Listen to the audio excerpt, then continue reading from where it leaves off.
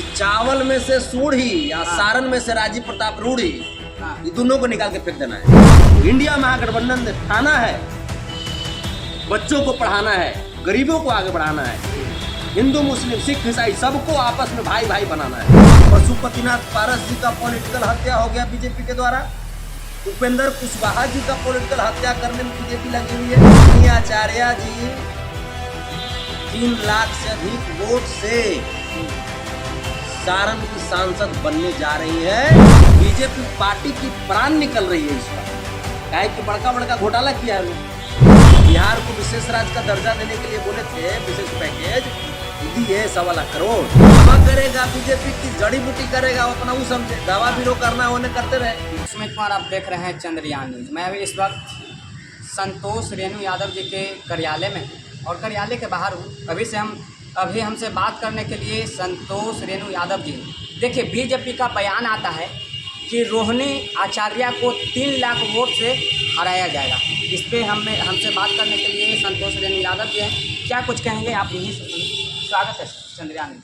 जी शुक्रिया। बीजेपी का बयान आता है कि सारण से रोहिणी आचार्य जी को 3 लाख वोटों से हराया जाएगा, दावा कर रहे हैं बीजेपी नेता। सपना देखना अच्छी बात है भाई, सपना देखेंगे तब ना। सपना बड़ा बड़ा देखना चाहिए। बीजेपी सपना देख रही है, बाकी काम तो देश के लोगों को ना करना है, जो मतदाता है उनको ना काम करना है।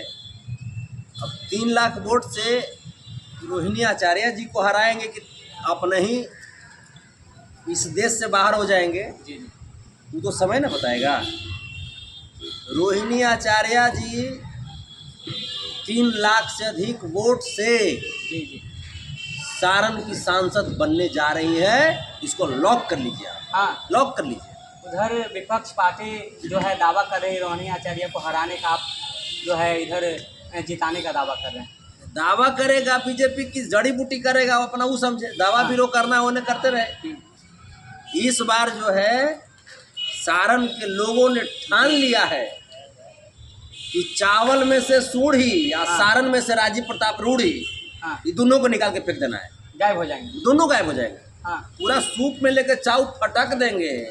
हाँ, अच्छा, एक चीज़ है सर कि यहाँ पे जो देखा जाए तो नीतीश कुमार काफ़ी नाराजगी देखा जा रहा है एनडीए से बीजेपी। इस पर आप क्या कहना चाहते हैं? लगता है कि नीतीश कुमार फिर से जो है पलटी मारने वाले हैं, 10वां इस्तीफा देने वाले? देखिए, आदरणीय मुख्यमंत्री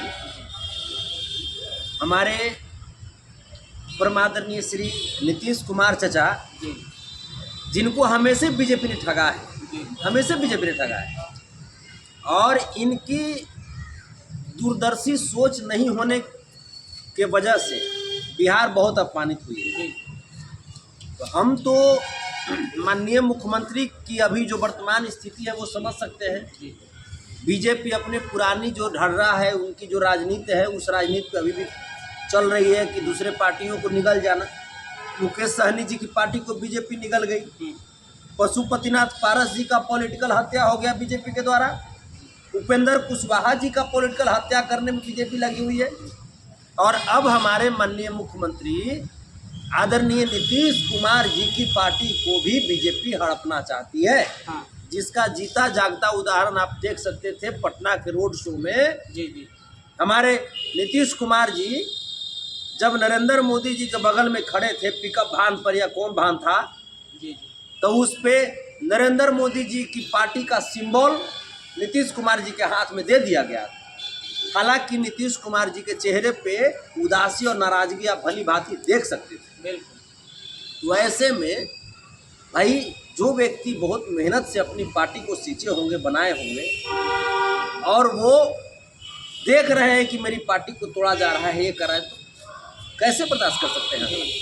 तो नाराजगी तो बहुत स्पष्ट है। और हमारे नेता आदरणीय तेजस्वी यादव जी ने तो कहा ही कि नीतीश कुमार जी बोले थे तेजस्वी यादव जी को कि जो 14 में आए हैं वो 24 में नहीं आएंगे।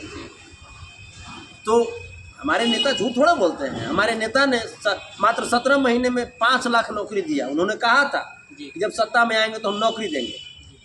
भाजपा वाले बोले थे 2 करोड़ नौकरी देने के लिए प्रतिवर्ष दिए वो, बिहार को विशेष राज्य का दर्जा देने के लिए बोले थे, विशेष पैकेज दिए 1.25 करोड़, नहीं ना दिए। महिलाओं की सुरक्षा की बात भाजपा करती थी, हुआ? तो ये तमाम जो बातें हैं, तमाम बातों को सब लोग देख रहे हैं, सब लोग जान रहे हैं। और वो तो धन हम आप जैसे जो पत्रकार बंधु हैं उन लोगों को हम धन्यवाद देते हैं कि आप लोग बहुत मजबूती के साथ देश की जो तमाम जो आवाज़ है, जो बुनियादी जो ज़रूरत की जो आवाज़ है, उस आवाज़ को आप ताकत दे रहे हैं और पुरजोर तरीके से उठा रहे हैं। वरना गोदी मीडिया तो अपना सब कुछ बेचिए दिया, ईमान सब कुछ। सर एक चीज़ बताइए, 2014 में बिहार के लोग 33 सांसद दिए और 2019 में 39 सांसद दिए, लेकिन 2024 में 40 के 40 सांसद पे दावा कर रही है। नहीं अबरी बोल दिया 80-85 को करेला, वो तो कुछ बोल सकता है ना भाई। वहाँ बीजेपी हम नाम में सुनते हमारा हंसी आता है, बड़का झूठा पार्टी है। बताइए मैंने क्या है ये सब, मतलब क्या चाहती है बीजेपी कि लोकतंत्र पे एकदम कब्जा कर ले? बीजेपी क्या चाहती है कि लोकतंत्र एकदम खत्म हो जाए? यही जो बीजेपी की सोच है, इसको हम लोगों को समझना होगा। जब तक हम लोग अपने विपक्षियों को सम्मान नहीं देंगे, तब तक लोकतंत्र को सही तरीके से परिभाषित नहीं किया जा सकता है। आप देखिए, जब कांग्रेस सरकार में थी तब अटल बिहारी वाजपेयी जी को सम्मान मिलता था। आज जब मोदी जी सरकार में आए तो राहुल जी को सम्मान नहीं दिए, वो तो छोड़ दीजिए ना, लाल कृष्ण आडवाणी जी को भी सेंटिंग पोस्ट में लगा दिए। राजनाथ सिंह जी को वो जो फूल वाला जो माला का फ्रेम होता है उससे आउट करवा दिए। तो ये बीजेपी के अंदर आप ये सोचते हैं कि बीजेपी क्या कह रही है, बीजेपी बिना समझे बुझे कहती है, उसी का नाम बीजेपी है। सर बीजेपी का आरोप आ रहा है कि अगर महागठबंधन की सरकार आ जाती है तो आरक्षण को ख़त्म कर दिया जाएगा, ये कहाँ तक सही लग रहा है सर? वाह वाह वाह, अवहियो समय है, अवहियो कम से कम आरक्षण पे कुछ मैनिफेस्टो लगा करे कुछ बोले बीजेपी। मैंने बीजेपी हमारा हंसी आता है, जानते हैं जब आदमी के जब प्राण निकले लगता है तो लास्ट में कुछो कहेगा, और सही बीजेपी वाले लोग हैं। बीजेपी पार्टी की प्राण निकल रही है इस बार, काहे कि बड़का बड़का घोटाला किया है लोग, बड़का बड़का पटवारी घोटाला देख लीजिए और कौन कौन घोटाला सब बीजेपी में हुआ। तो बड़का घोटाला जैसे ही सरकार जब बीजेपी की चली जाएगी तो घोटाला गराज तो खुलेगा हैं। ये जो इलेक्टोरल बॉन्ड घोटाला, म्यूचुअल फंडिंग घोटाला, म्यूचुअल फंडिंग का भी बहुत बड़ा घोटाला हुआ है, प्रधानमंत्री का केयर फंड का घोटाला, तो बहुत सारे घोटाले हैं। पुलवामा घोटाला, पुलवामा हमले में इन्होंने कितना घोटाला किया है, किससे कितना पैसा ले करके पुलवामा हमला बीजेपी वालों ने करवाई थी, उसका भी राज खुलेगा। बीजेपी वाला ही अरे तो और कौन करवाएगा? ये 56 इंच के नरेंद्र मोदी जी जो बोलते थे कि देश की सरहदें सुरक्षित है, तो 300 किलो RDX पुलवामा में कैसे आ गया?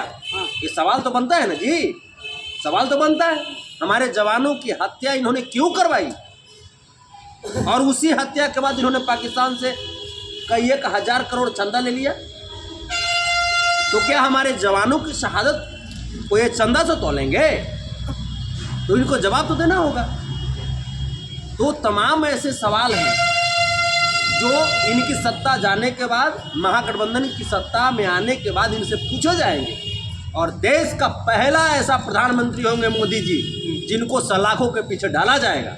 हाँ बिल्कुल, देश का पहला ऐसा प्रधानमंत्री होंगे नरेंद्र मोदी जी जो जेल में जाएंगे, जेल में बस केवल सरकार आने दीजिए इंडिया महागठबंधन की। बहुत इन्होंने गरीबों को खून चूसा, गरीबों को सताया है। महंगाई या चरम सीमा पे चली गई। जब आप हीरा खरीदेंगे तो आपको 3% टैक्स देना पड़ेगा, 3% GST, लेकिन वही पढ़ाई लिखाई के सामान खरीदेंगे तो आपको 18% GST देना पड़ेगा। तो ये देश को अंधविश्वासी बनाना चाहते थे, गरीब लोगों को शिक्षा से दूर करना चाहते थे। तो इंडिया महागठबंधन ने ठाना है, बच्चों को पढ़ाना है, गरीबों को आगे बढ़ाना है, हिंदू मुस्लिम सिख ईसाई सबको आपस में भाई भाई बनाना है। ये मंदिर मस्जिद पे बात करने वाले लोग, हिंदू मुस्लिम में नफरत फैलाने वाले लोग अब नहीं चलेंगे। अब इस देश में मोहब्बत की बयार बहेगी और रोजगार की बयार बहेगी। चलिए, तो अब क्या सोचते हैं महागठबंधन के बारे में और बीजेपी के बारे में बिहार के खासकर, ये कमेंट करके ज़रूर बताइएगा।